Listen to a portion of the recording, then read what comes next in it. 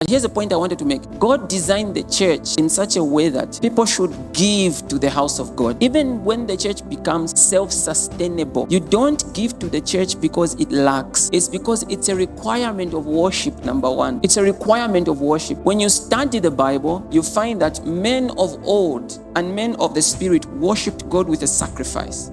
They worshipped God with a sacrifice. They just didn't say, we worship you. Talk about Abraham. Talk about Paul. Talk about Isaac. Talk about all these ministers of the gospel. Talk about all these fathers of old. When they worship God, they had a sacrifice. So if you don't learn to give as an act of worship, it means there are areas of worship you have not given unto God.